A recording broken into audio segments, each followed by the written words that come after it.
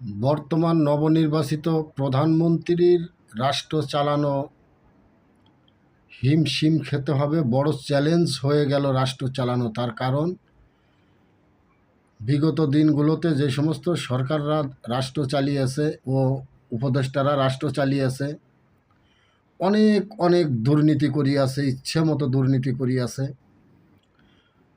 15 বছর চালিয়েছে আমলিক সরকার, সেখানে দুর্নীতি হয়েছে। 17 মাস চালাইল উপদেষ্টারা, ইউনূস উপদেষ্টার সরকার, অন্তর্বর্তীকালীন সরকার।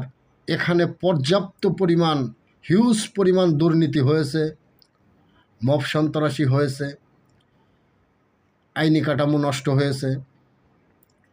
সব কিছু ঠিক করতে হলে বর্তমান নবনির্বাচিত প্রধানমন্ত্রীকে কঠোরত কঠোর হতে হবে। তার কারণ কোনো দুর্নীতিকে ছাড় দেওয়া হবে না।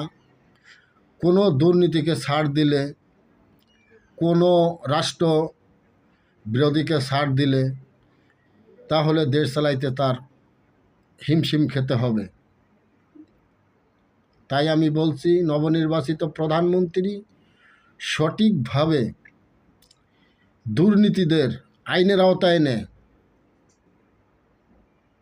কঠোরতে কঠোর হতে বিচার করতে হবে, যাতে এই দুর্নীতিরা শিক্ষা পায় যে দেশের ক্ষতি করলে, দেশের অর্থ দুর্নীতি করলে, দেশের আইনি কাঠামো ধ্বংস করলে তার পরিণতি কী হয় সেটা বুঝিয়ে দিতে হবে। এই নবনির্বাচিত প্রধানমন্ত্রীকে কঠিনভাবে রাষ্ট্র চালাতে হবে, খুব হিসাব করে। ধন্যবাদ সবাই। ভিডিওটি ভালো লাগলে সাবস্ক্রাইব ও শেয়ার করিবেন।